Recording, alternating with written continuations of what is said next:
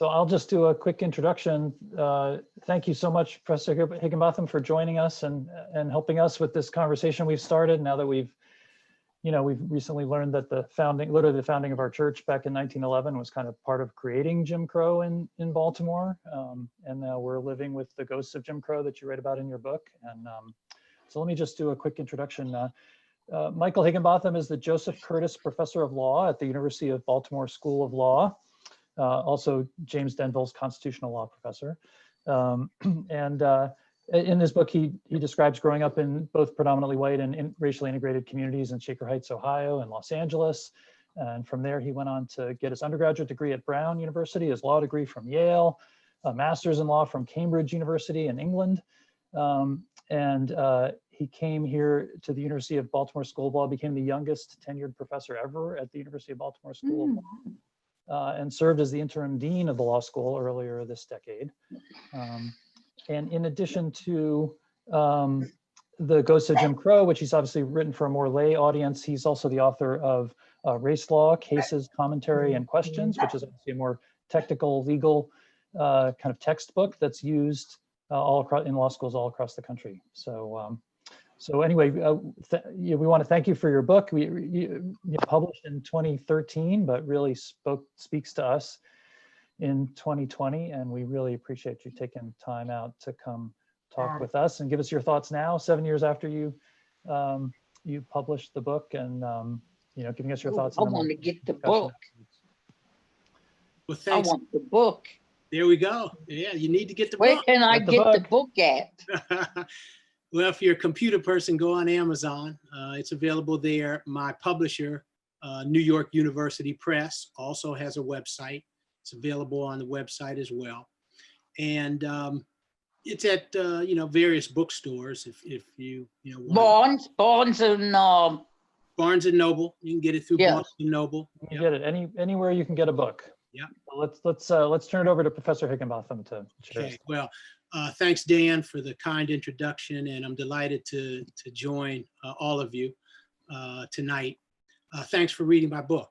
I should be thanking you, not you thanking me, because you folks are willing to take the time to read it, so it's much appreciated. Also, tremendous pride for James Denville. He was our top student at UB, #1 in the class, was editor-in-chief of the Law Review, and we're just so proud of. Oops, my bad.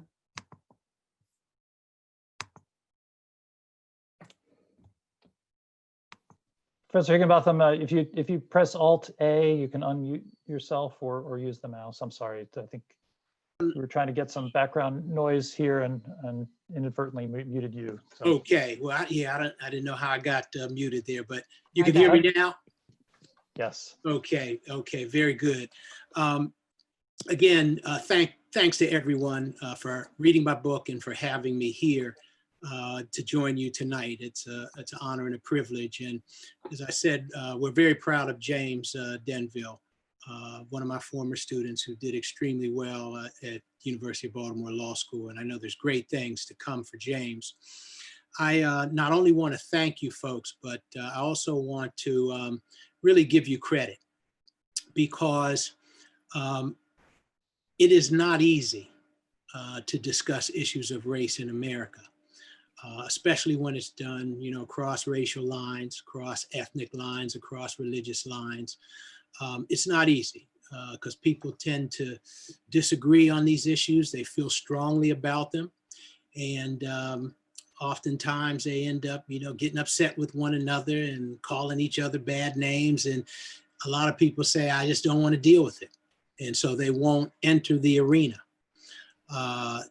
President Theodore Roosevelt once said, the credit belongs to those who enter the arena rather than to those timid souls that know neither victory nor defeat. So you folks deserve credit for your willingness to enter a potentially divisive arena. As was mentioned, I wrote a book called Ghosts of Jim Crow. I wrote that book in 2013. That's 7 years ago. But quite frankly, I can't tell you how many people have told me since that book came out how timely it is even today. Many things are happening in our society dealing with race, issues that I talked about in the book, and issues that I think are still very relevant, issues that I covered in the book that I think are still very relevant today. Dan asked me to talk about issues today. Dan asked me to sort of bring ghosts of Jim Crow up to the present, and I'm happy to do so because as I see it, the problems today are clearly due to the fact that we haven't dealt with the ghosts of Jim Crow, ghosts that I identified in 2013, and we haven't dealt with them. And if those of you who read the book carefully know that I laid out a paradigm, 3 pillars, 3 aspects of this racial paradigm that has existed in our country for, since its inception, dealing with racial hierarchy, racial separation, and racial victimization. And unfortunately, we haven't dealt with those pillars. We haven't destroyed them. We haven't significantly reduced them. And that's what we're seeing today. But let me be real clear. There are 2 things that are very different today than they were in 2013. Those 2 things are COVID-19, which we've been talking a little bit about earlier with all the electronic Zoom things we're doing rather than in person. So COVID-19, and what it has done, it has highlighted the inequities that I talked about in Ghosts of Jim Crow. The tremendous inequality along racial lines that has existed in our society since slavery, but continues even today. And when I talk about these inequities, we're talking about every aspect of the socioeconomic index, every aspect, from birth to death, healthcare, education, housing, as Dan knows so much about, employment. There are widespread disparities between whites and others in our society. And it's particularly wide with respect to whites and brown and Black people. Just let me give you one example, which is wealth accumulation. And one of the things I talk about in my book is this gap between wealth accumulation for white families and wealth accumulation for Black families. And the disparity, depending upon what studies you rely upon, the disparity is extremely wide for every study that's been done. Government studies, private studies, conservative studies, liberal studies, doesn't really matter.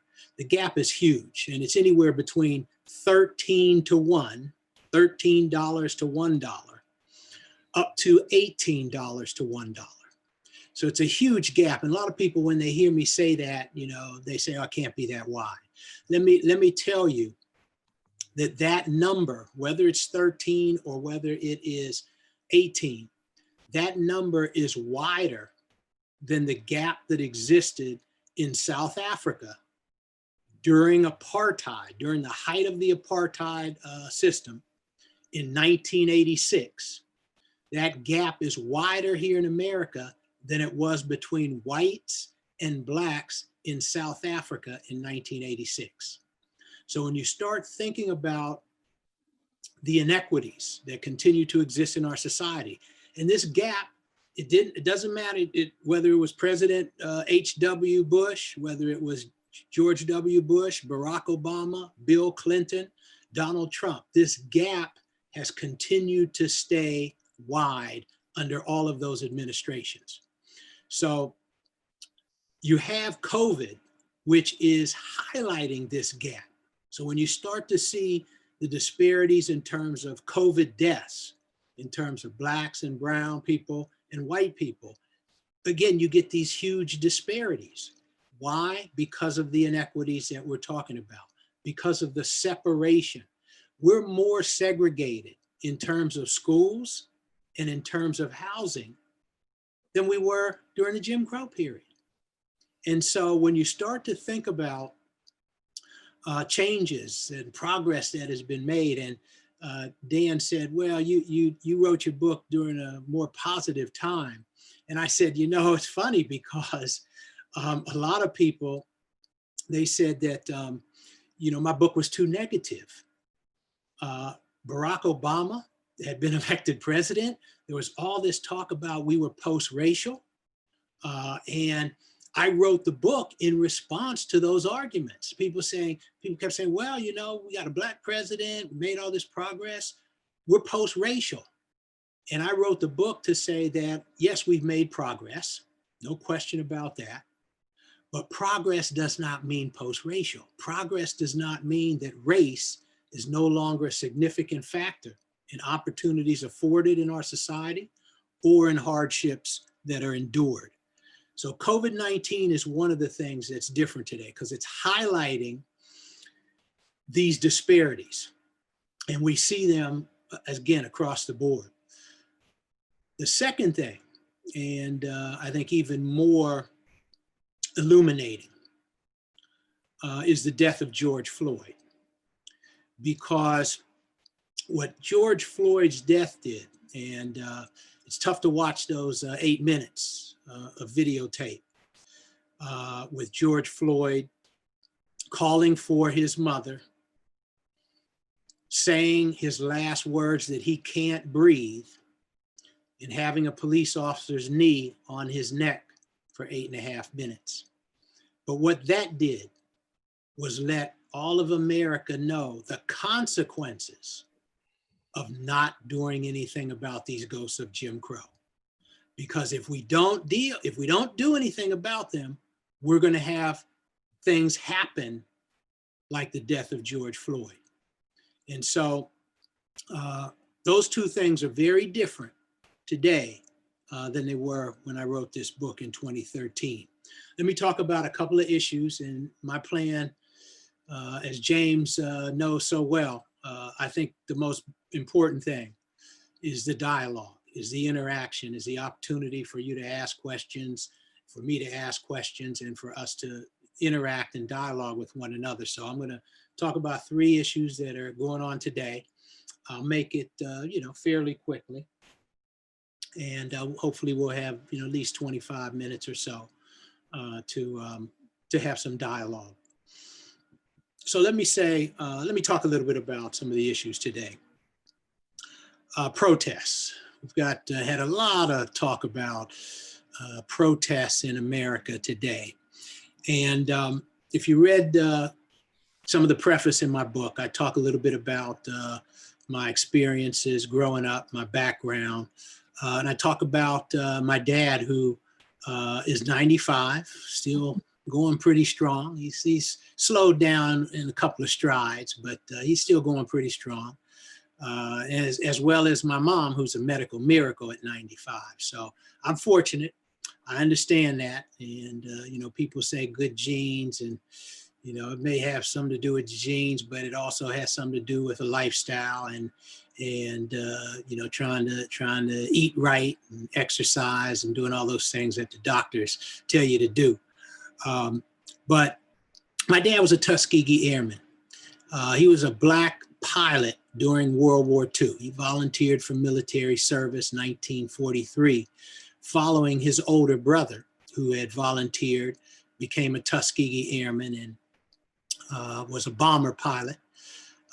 And fortunately did not have to go overseas because the war ended prior to his being sent to the Far East Theater.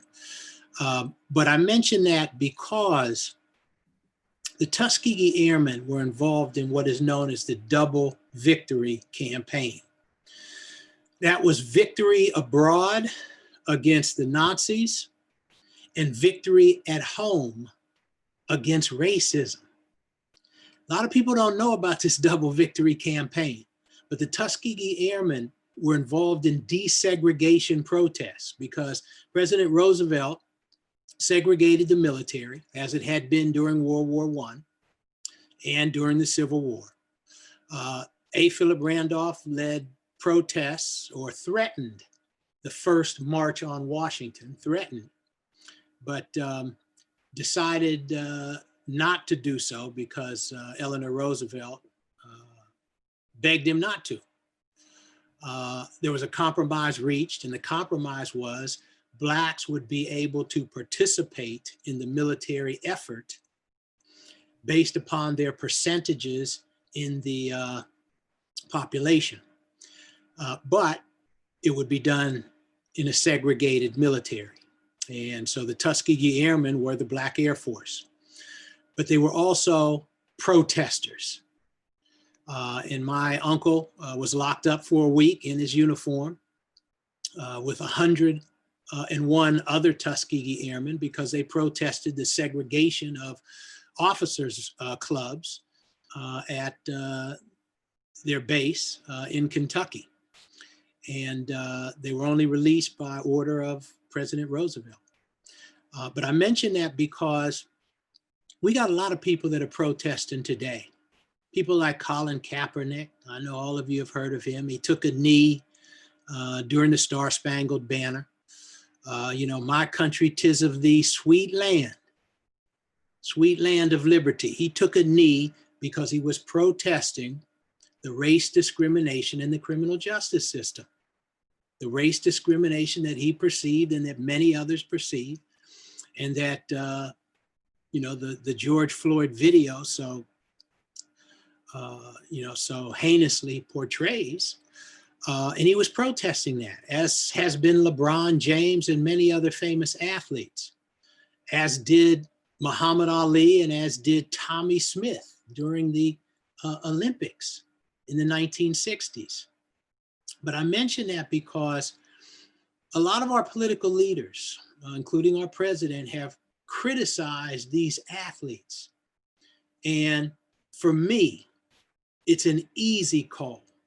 These athletes are willing to sacrifice the money, the fame, for a principle that the country has embraced from its beginning. We hold it's a self-evident truth that all are created equal, but we haven't lived up to that declaration.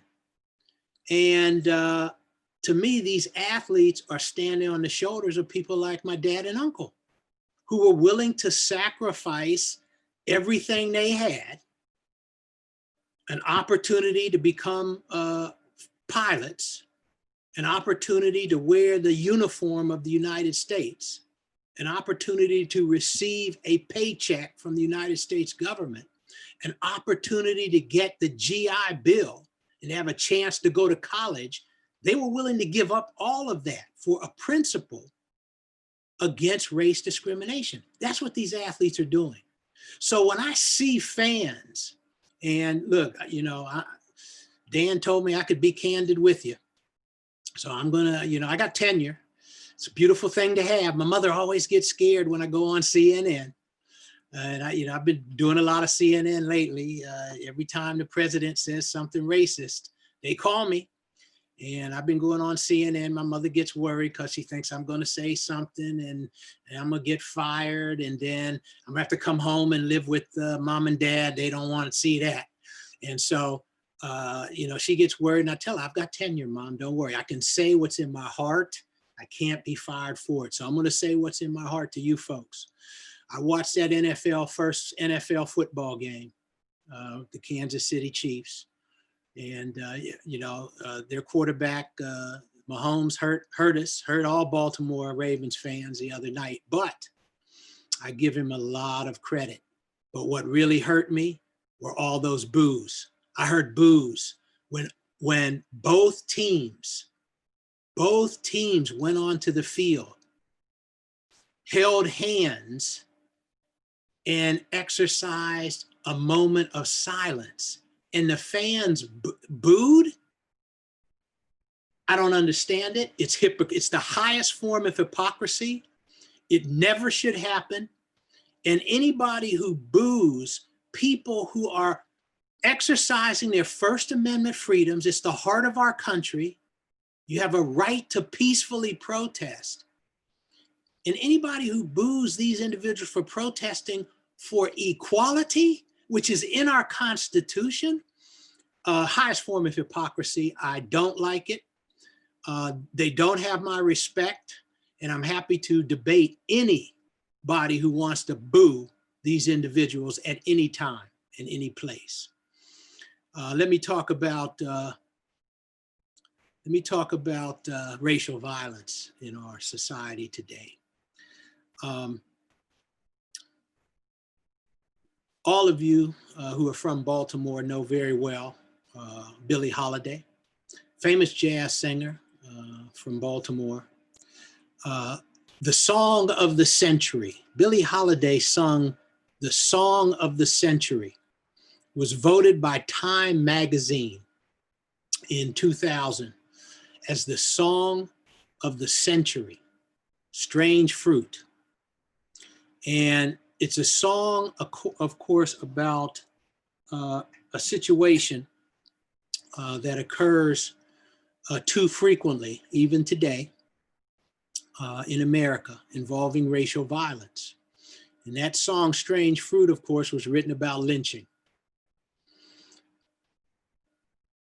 Lynching is a bizarre form of extrajudicial activity involving the perception of an allegation of someone who is supposed to have committed a crime, and individuals take that individual out and do certain things to that individual, and he ends up being killed, being murdered. It's a ritual. There's a lot of things that go along with it. It's very public. There are many, many pictures of individuals looking at the body hanging from a tree. And of course, Billie Holiday talked about that in her song, bodies hanging from the poplar tree. Bodies hanging in the southern breeze. Black bodies hanging from the poplar trees. And of course, she was talking about all of those lynchings that occurred, one per month in the state of Georgia, one per month for 40 straight years, from 1890 to 1930. I mention that because Congress apologized. President Clinton apologized in 2009. Congress apologized for slavery and for segregation. It's way overdue, of course. And if you ever look at that apology, which is in my race law book in its entirety, you will see interesting language that says, while we are sorry as a nation, in no way should this be construed to provide any support for the notion of reparations or any sort of lawsuits that will require any monetary compensation. I mention this though, because when you look at the lynchings that occurred, part of the apology listed Congress did nothing to stop this activity. And you had the NAACP, Ida B. Wells, who has a restaurant in downtown Baltimore named after Ida B's place. Got some good food. I'd recommend it to any of you. But Ida B. Wells, as well as Walter White, who were leaders of the NAACP, went around documenting all of the lynchings that occurred.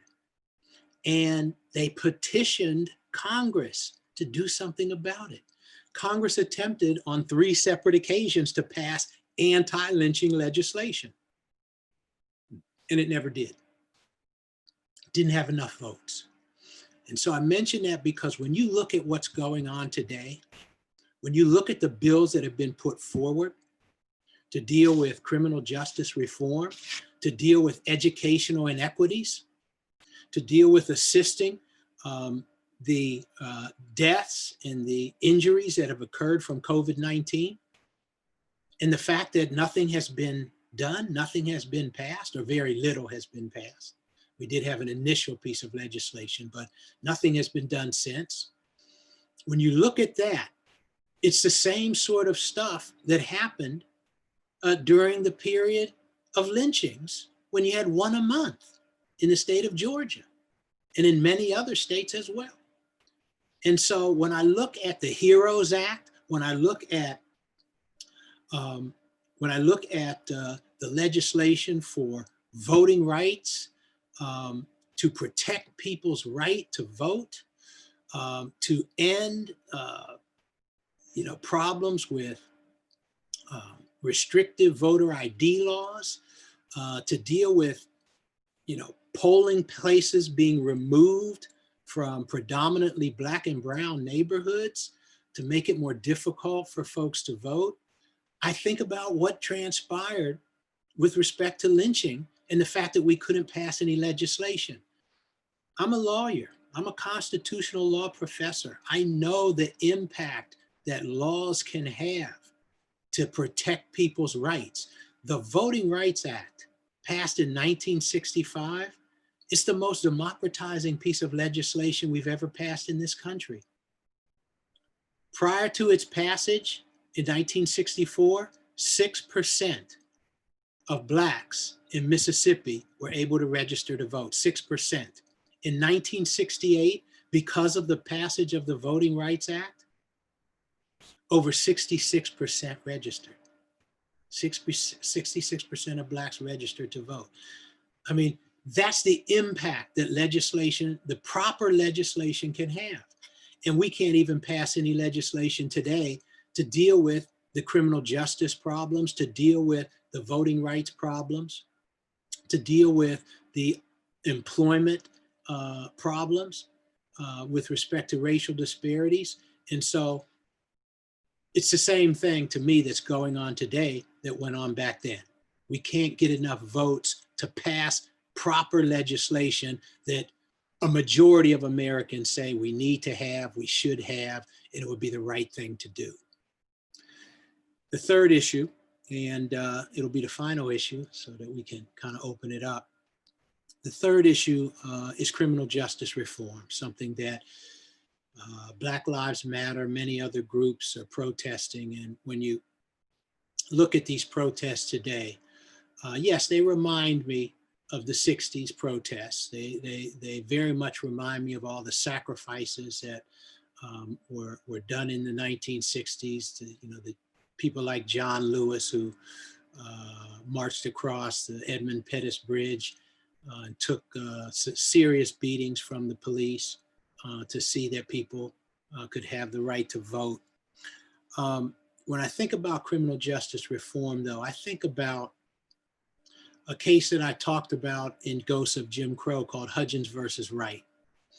It's an 1806 case. And a lot of people, they look today and they say, hey, racial profiling, it's a real problem. We had issues here in Baltimore. We have issues in every major city in the country. Law enforcement, racially profiling people. I talk about it in Ghosts. I talk about what happened to me. I got stopped. As Dan mentioned, I grew up in integrated neighborhoods all my life, but I got stopped by the police once a week. I mean, for 4 years straight. I mean, it was embarrassing. I mean, my classmates would they would chuckle. They say, hey, Mike, I saw you today as I'm driving into school. I saw you, on the side. The police had pulled you over again. And everybody knew I stayed away from drugs. I didn't drink. I respected the laws and law enforcement, but yet I was profiled and stopped. And as I talk about in my book, almost, was beaten by the police for smiling while Black. You heard of walking while Black and driving while Black. Police officer told me, how would you like it if I took you behind this building, took out my billy club and knocked that smile off your face. And I wasn't doing anything but smiling because I knew that, I'd been wrongfully stopped and hadn't done anything wrong, and that the police didn't have anything on me. And so this racial profiling, a lot of people say, well, it must have been, LAPD in the 1970s that created the profile. Profile was created in 1806. Famous case of Hudgens versus Wright. All you have to do is look in Ghosts of Jim Crow, look in my race law book, where I talk about this case. Case involved a freedom suit. Someone had claimed that they were wrongfully enslaved, that they were a free person that had been wrongfully enslaved. Goes into the court, and the person who claimed ownership, they had no evidence. All they had was a claim that this person is my slave. And the court said, how are we supposed to adjudicate this case when there's no evidence at all submitted, except a claim that a person is a slave and the enslaved person's claim that they are not a slave? And the court created the first racial profile in this country. And the court said, and they lay it out in specificity. The court said, well, if you have black or brown skin, if you have a broad nose, if you have thick lips, and if you have woolly hair, this is the court's terminology, woolly hair or inclining thereto. And then they go into great detail about the hair is the most important factor. And it goes through several generations, even when there's mixed ancestry. And so the hair will be the ultimate revealer. Woolly hair or inclining thereto. And the court says, what are we supposed to do if someone looks like that? As opposed to if someone has white skin, a prominent Roman nose and straight hair, or if someone has copper colored skin, long jetty black straight hair. And of course, they were talking about Native Americans. They said, what are we to do? And the court says, the person who looks Native American or who looks white, they get a presumption of freedom. So they go free. But the person who looks black or has woolly hair or inclining thereto, they go into slavery unless they can prove through evidence that they're in fact a free person. Now, presumption is 99% of the ball game. So many, many free blacks, and there were 50,000 in the state of Virginia in 1806, many of them had to get the heck out of town real quick. Because if not, an unscrupulous person who wanted to make some money could simply say, this person is my slave. And if they can't prove they're free, then I'm collecting money. And that's what happened. And how do we know that? All you got to do is read a book by Solomon Northrop called 12 Years a Slave. Hollywood made it into a movie a while back, and I was delighted to see that because he was kidnapped, presumption of slavery, and was enslaved for 12 years in Georgia. And fortunately, with some assistance, he was able to have the governor of New York, where he had come from, with the assistance of Pinkerton detectives and New York state officials, they were able to find him on a Georgia plantation, rescue him, and return him to freedom. I mention that because what's going on today, we still have racial profiling. We can't get legislation to outlaw profiling in law enforcement. It should be outlawed. It's a violation of every principle of due process that we have in our country, and it should be prevented. So it's been with us too long. It should be outlawed, and we need to have an anti-racial profiling bill passed quickly, as well as some other bills. We've got a HEROES bill. We need to have that passed quickly. Confederate statues, it's an easy call for me.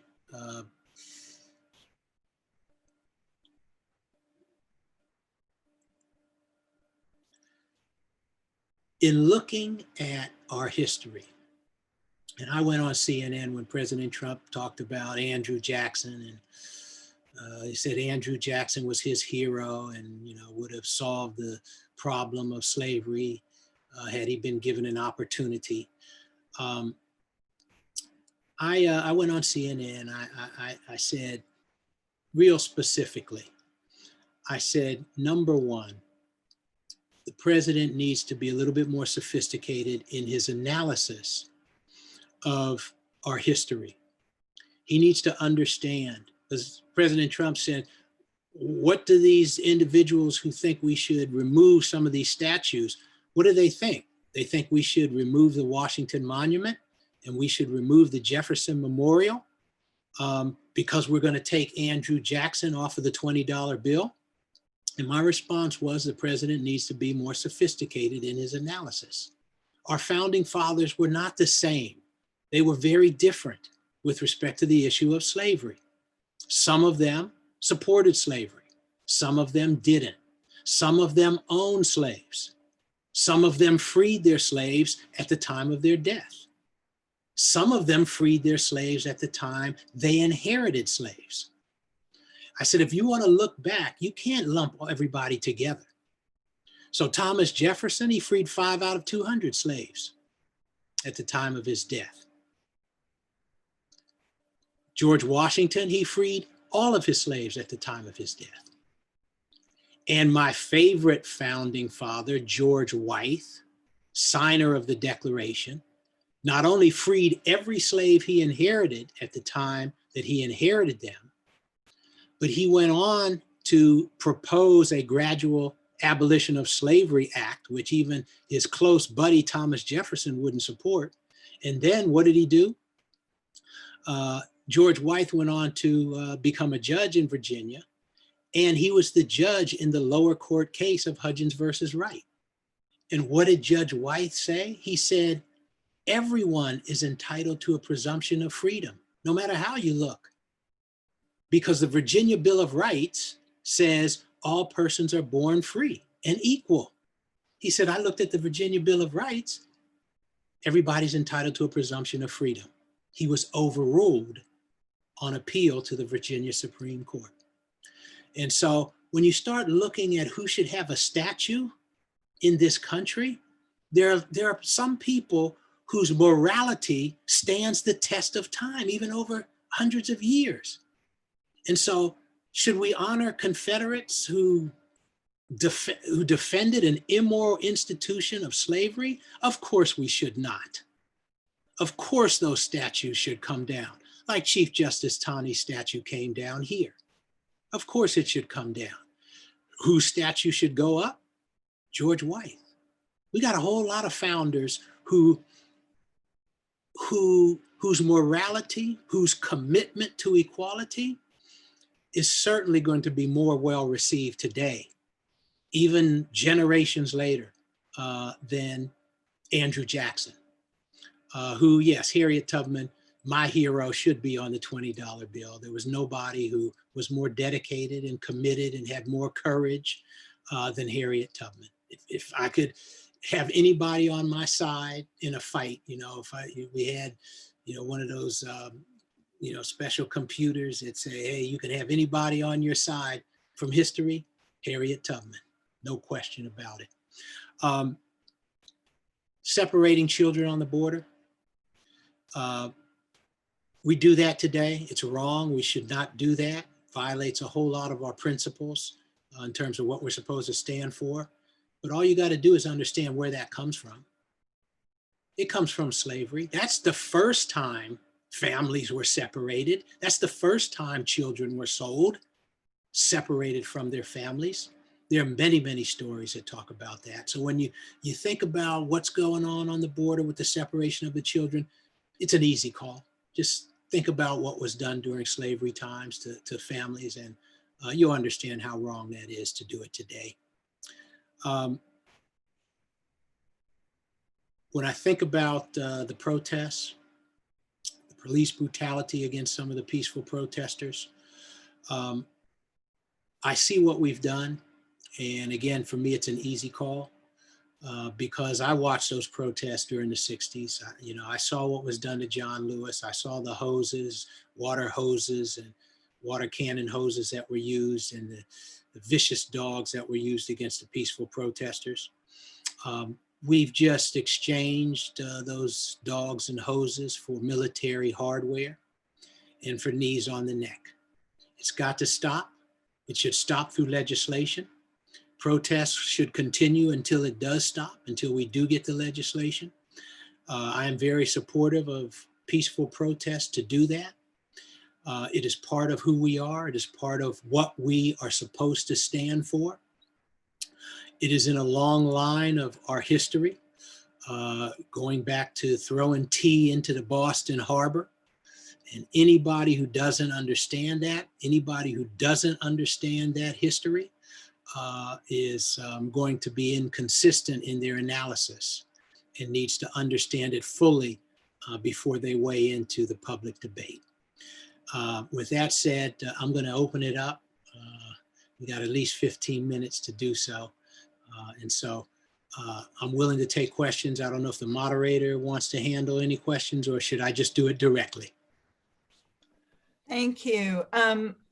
Let's keep ourselves muted as there may be background noise, but if you want to unmute yourself by pushing the space bar, wave a hand in the chat or on the screen, this is one screen's worth, so I can do that and you can unmute yourself. Thank you. Mary, are you going to unmute yourself, Mary? Cool. So one of the things when all the civil rights legislation was passed, this will date me enormously. You and me both. I was in middle school and high school, and it was very powerful, but I walked away with because I had seen everything you saw, and I was born in Richmond, and my parents left Richmond because it was so profoundly segregated. And we moved to Minneapolis. Need I say more? So it's complicated, but I was really moved. I saw this law passed and thought, it's solved. Now, I know as a clergy person that part of my responsibility is to say the law is really important, but your hearts need to change as well. So I accept that part of my religious task is to convert people, but it can't be ours alone. So I'd like your reaction about, as a constitutional lawyer, how you take law and embed it in people's hearts, if you will, as a social construct, if that makes sense to you. It does indeed, and there's a whole lot in your question. I love the question, and I'm going to try to make it quick because I want to allow people to do other questions, but there's so much there. One of the real devastations of Jim Crow segregation is the fact that it took away choice. And if you look at the Plessy versus Ferguson decision in 1896, the Plessy versus Ferguson decision, there's some language in there which upheld separation of race, separation of race on trains. There's some language in the case that says, if people are to meet between the races, it must be the result of mutual appreciation, natural affinity, and voluntary consent. And then the court went on to say the state of Louisiana can segregate as it did in this case. And the real fallacy of what was done in America was that what the court should have said, if they really wanted to uphold the statute, what they should have said was, if Louisiana wants to do this, they have to have 3 cars. 1 car for whites, 1 car for blacks, and 1 car for those with mutual appreciation, natural affinity, and voluntary consent. So what they did, they created this fallacy that this is really about protecting freedom of choice of those who wish to sit together and those who don't. But the fallacy was it really stopped people from being able to integrate. And so when your family moved from Richmond to Minneapolis, it really may not have made much of a difference because we were such a segregated society. And so the court did not give Americans the choices that they should have had. And the choices, even after Jim Crow is eliminated, those choices are still very difficult to make because you have to go far. You have to reach out. And a lot of times folks aren't willing to do all that. Second thing, though, to specifically answer your question about the law. The law is a powerful influence on people. And what I do is I ask people, you know, what causes this racism? What do you think causes it? Because if you tell me, look, people are born like this, then the solution is not to be found at UB Law School. The solution is to be found over at Johns Hopkins medical institution. They can come up with a pill or something to change folks when they're born, and that'll be the solution. But if you believe it's something that's learned, something that you see in your environment, something that you hear from your parents or your friends, then the law is a part of that equation.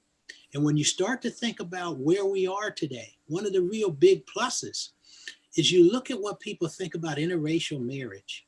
1967, Loving versus Virginia, you know the case, right? Because it's about Virginia, it's about Richmond. Fascinating, you know, couple there that grew up in Virginia and that got married across racial lines.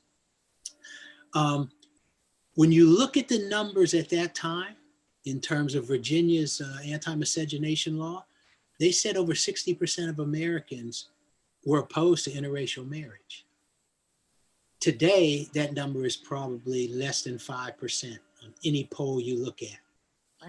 And it, you know, maybe a few people are lying, who knows, but it certainly, there's tremendous change that has occurred. You have to acknowledge and recognize that. So I believe the law is a very powerful tool there. Of course, parents and friends and internet and TV are all powerful tools as well, but the law is one of the most powerful tools. If you look at all these cases, most of the cases that are decided in our country, and I know Dan knows about Buchanan versus Worley, first case striking down parts of Plessy, parts of the separate but equal law that struck down segregation in housing in Louisville and in Baltimore and some other places. The government can't segregate you by race in housing. If you look at those decisions, the court never said racism is wrong. They never said racial discrimination and race segregation is wrong. What they said was there's a lack of uniformity that's violated by segregation on buses in the country. So because of that lack of uniformity, we have to strike down racial segregation on the buses. Very few cases, and the one case that I love is a North Carolina case in 1915 that did not have to be overruled by Buchanan. The Supreme Court didn't have to say race segregation, we outlaw it, because the lower court in this North Carolina case called Ashmore versus North Carolina, the lower court said, because the Attorney General in North Carolina made an argument, of course we can segregate blacks and whites in housing. Why? Because we segregated the Irish from the English in housing in this country, because we segregated Jews from Gentiles in housing. And so if we could do it to those groups, of course we can do it to blacks. And the North Carolina Supreme Court in 1915 said, you know what? That's exactly why you can't do it to blacks. Because it was wrong that you did it to the Irish. It was wrong that you did it to Jews. And therefore it's wrong that you're doing it to blacks. That's the kind of reasoning you don't get from the court.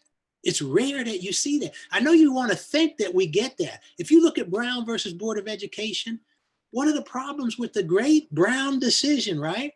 The Brown decision said blacks, when blacks are separated out, blacks feel inferior.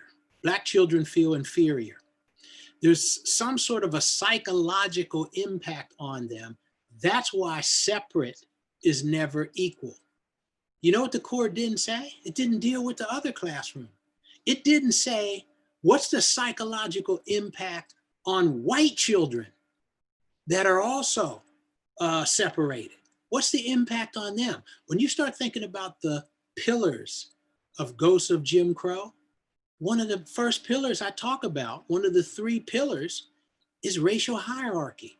If Blacks feel inferior when they're separated out, how do the white children feel? Don't they feel superior? Isn't a message sent to them, there's something wrong with those other children? There's something right with you.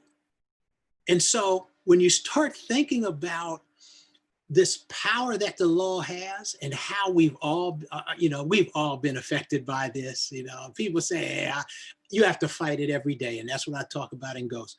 You have to fight the messages that are being sent, not only from television, not only from, the Ku Klux Klan and some of the racial hate groups, but also from Supreme Court decisions like I'm giving you that didn't go far enough, that didn't say racism is wrong. So it's a long answer for you, but that's how we do it.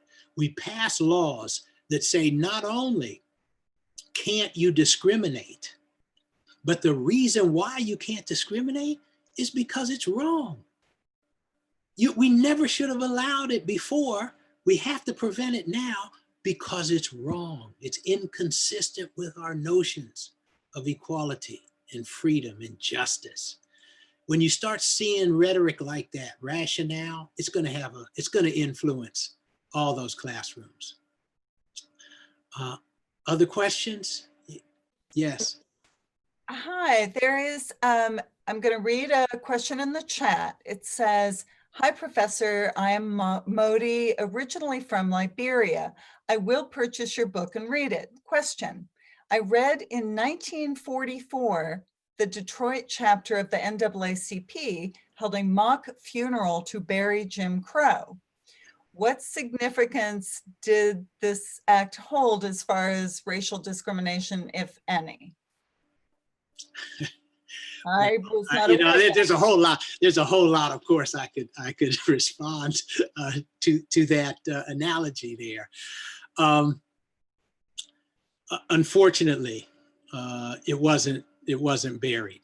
I wish it had been buried. I wish what the NAACP did had been done by the Supreme Court, had been done by Congress. And this is, I encourage the questioner to read the book because it will provide, I think, detailed answers. But the short response is, we never fully dealt with Jim Crow. And that's why I call my book The Ghosts of Jim Crow. Because while we have prevented state-imposed segregation, that's what Brown versus Board of Education did. It said, the government can't segregate you. That's what Buchanan versus Worley did in 1917. It said the government can't segregate you in housing. Brown in 54 said the government can't segregate on the basis of race in education. But what it didn't say, and what it did not permit or has restricted over the years, is what can be done to integrate. I mean, when you see the desegregation of schools and the tremendous resistance, and it's not just a Southern problem. I mean, all you have to do is look at desegregation in Boston. I mean, Boston was the most resistance, the ugliest resistance to the desegregation that occurred in the cradle of liberty. But what we didn't do is we did not build the bridge. What we should have done was not only say it's wrong to put up the barrier, but what we now need to do is build the bridge. And we didn't do, and encourage people to walk across it.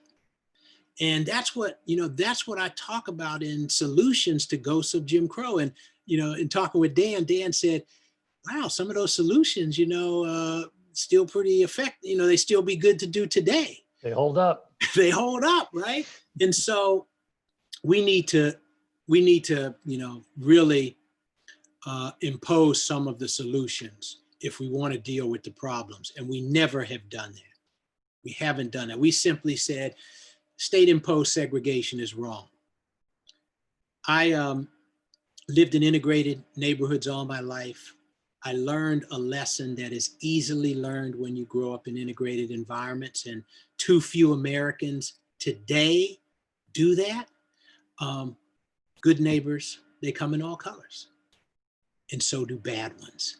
Smart people, they come in all colors, and so do dumb ones. And you learn it. You see it every day.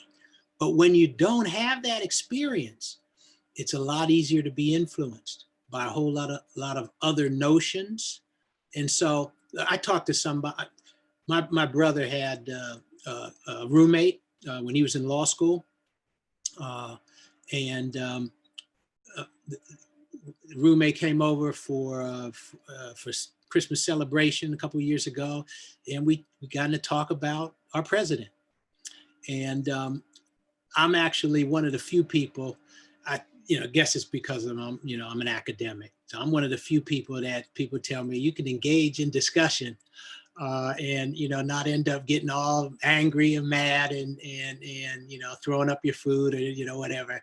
And so I got in a discussion with my brother's friend and roommate. We talked about Trump, but what I learned from the discussion was something that I hadn't fully realized until a few years ago.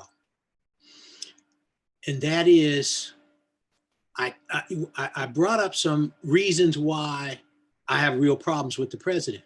And I talked, of course, about Charlottesville. And I talked about separation of children on the borders. I talked about some of the racial rhetoric. I talked about the birtherism stuff. And my brother's roommate said, I don't know about these things. And I said, well, I talk about this stuff on CNN all the time. You watch some of Don Lemon every now and then, right? And he said, no.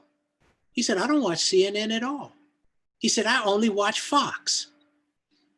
I turned on Fox last night, which I do on occasion. And it's night and day. It's like you're living in two different worlds.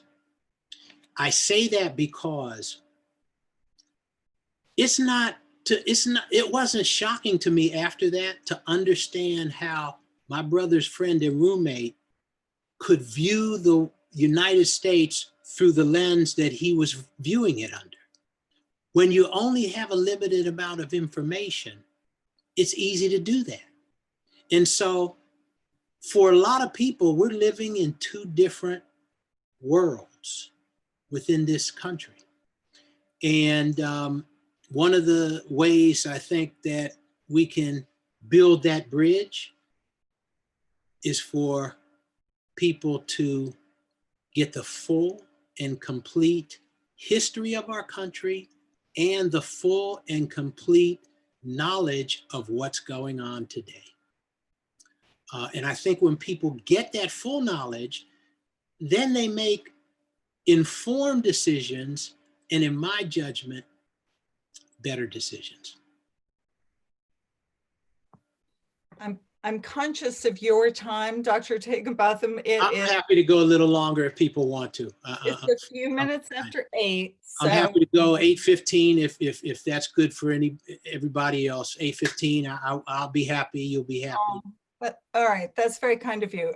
Rob has a question. And I'll try to make it quick. We so appreciate you being with us tonight, Dr. Higginbotham, really do. I've been puzzling over, we've been talking in our diocese about reparations, and we've decided to set aside $1 million for reparations in the diocese, the Episcopal Diocese of Maryland. And I've been puzzled over the issue of affirmative action and whether or not that was a form of reparations, and now it's been struck down by the courts. It's another kind of legislative attempt to try to ease discrimination, but now it's really not practiced as much as it was. I guess late 60s is when it started. I don't know a lot of the history, but could you say a little bit about affirmative action? Sure, be happy to, and it's a good question. I've written a great deal about affirmative action. It is not a form of reparations. A lot of people think that it is, but it's not a form of reparations. What reparations is designed to do is to repair. It's to put individuals in a position where they would have been had it not been for the injury. That's why they call it reparations. And it occurs basically through legislative efforts or executive efforts where money can be provided to individuals along the notion of when you have been harmed by someone and the court says they owe you money to repair you, to put you in the same position you would have been in had it not been for the injury.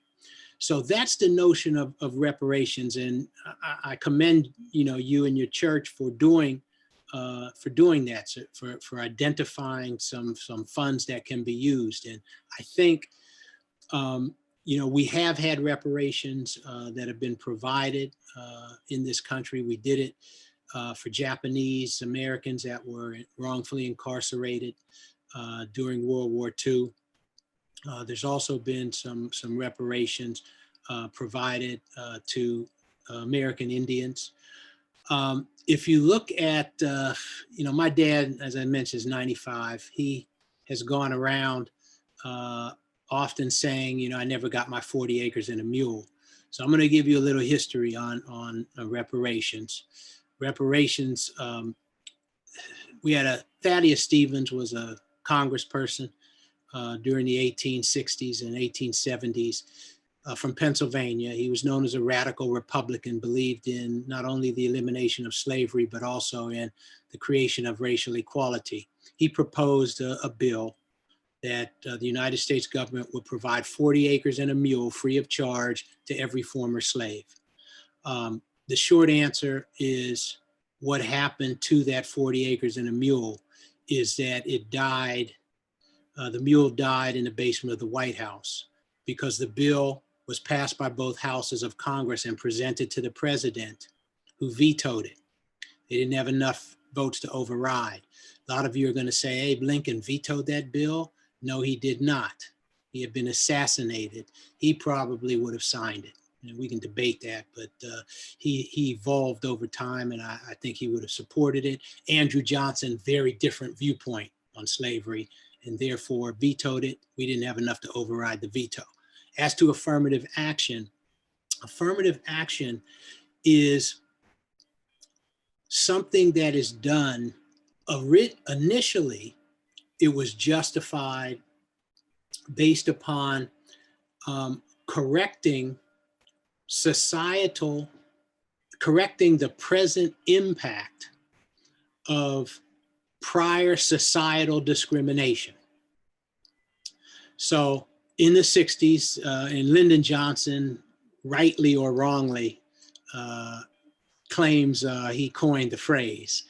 And in one of the biographies written about him, he says he and his advisors were sitting around the White House one day in the early 60s, actually the mid 60s once he became president. And he said, we got to do something about the racial inequities. And one of his advisors said, yes, Mr. President, we need to take some affirmative steps. And the other one said, no, Mr. President, we need to take some direct action. And he jumped out of his seat and said, that's it. We need to take some affirmative action. Now, who knows whether that's true or not? In a lot of the research, you see references to affirmative action prior to this date. Probably was coined in the early 1960s. But in any event, it initially was based legislative action as well as private action by educational institutions and companies to provide compensation based upon the present effects of past societal discrimination. Now, the reason why I'm using that language is because affirmative action was challenged from the beginning as a violation of equal protection. The Constitution says you have a right to equal protection. So those who were not part of affirmative action plans, and affirmative action was used for race, it was used for gender, and it's been used for some other categories as well. The initial argument was the reason why we're having this affirmative action is to provide to offset the present effects of past societal discrimination against certain groups. What the court said is, in a famous decision challenging affirmative action, the court said in Adirondack versus Pena, it's a 1996 decision, the court said, you need a compelling government interest to be able to discriminate on the basis of race. And so the court said, correcting the current effects, the current impact of past racial discrimination, that's not a compelling government interest. And so therefore you better have a different reason. So today you see people saying, I'm creating diversity. That's the justification for an affirmative action plan. And diversity must include not only race diversity, but must be used in its broadest sense. Diversity in all aspects, gender, religion, geography. So a lot of aspects. And what the court said in a 5-4 decision, Justice O'Connor's last decision, the court said, creating diversity in higher education is a compelling government interest. That's why you see these arguments about we're creating diversity, not providing opportunity to offset the present impact of past discrimination, because the court said that's not good enough. So affirmative action is not reparations, but it is provided in order to create diversity, or as I said initially, to offset the current effects of past discrimination. Reparations concept very different from that. So affirmative action, and it is still lawful, providing you have a compelling government interest and providing that it's narrowly tailored. So it's still lawful, but the courts have made it much more difficult since its inception in the early 1960s, so that it's very hard to do, but it can still be done. I think we have maybe time for one more question, if there is one. It's 8:12. Oh, I see James. I'm going to go to you, James. James, yes. Hi. This is a quick one, but probably maybe not a quick answer. Do you think our system, our current legal system, is capable of supporting the changes we need? And the particular issue I wonder about is whether, when bigotry can hide behind the First or Second Amendment, particularly the First Amendment, then enforced by the Second Amendment. Sure. Is this the right system? So can we change from within the system, or does it need to be a more radical change?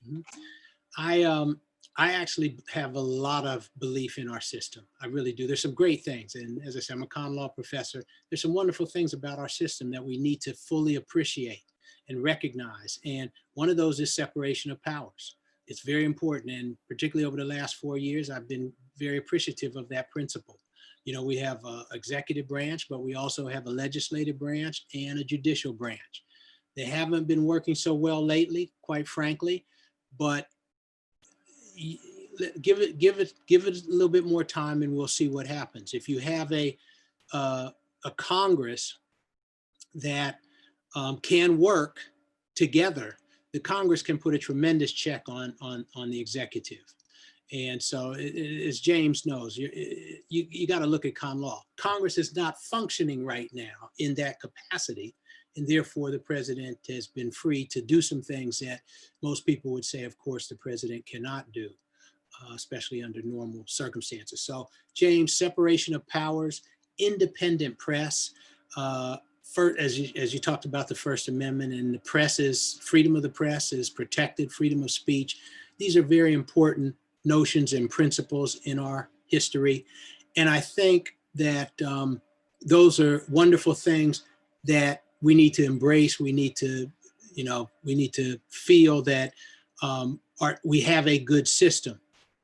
Now, that said, we need to, within that system, we need to do some things that will make it a lot better.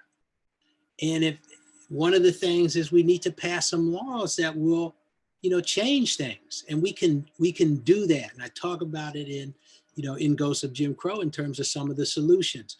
One of the things that we did in North Carolina is North Carolina passed a Racial Justice Act that basically said, if there is criminal sentencing and you have statistical evidence where the sentence is way out of line based on race, then we'll readjust the sentence to put it in line. That lasted for 4 years in North Carolina, and the legislature came in 4 years later and changed it. And so when you start thinking about, whoops, am I still there? Okay. When you start thinking about laws that we can pass, that would have been a wonderful law to pass, and to keep in existence on a federal level. So James, I believe in the structure we have and in the system. I think it has let us down on many occasions, but I think with changes in the laws, I think with better Supreme Court decisions, I think that we can make tremendous progress in the country, and I look forward to seeing that progress over the next year. So thank you very much, folks. Dr. Higginbotham, I'm sorry, I'm fumbling around here a little bit. Thank you so much for your time tonight. This has What been. the hell happened? We're bouncing around. There. So I am going to say we should all say good night to Dr. Higginbotham. It's now 8:16, and again, many thanks, and we will definitely send you a recording of this conversation. I hope so. Thank you. Thank you, everybody. Thank you very much. Thank you Appreciate so much. It was worth the time. Good night, everyone. Thank you and good night. Stay well, be safe. You as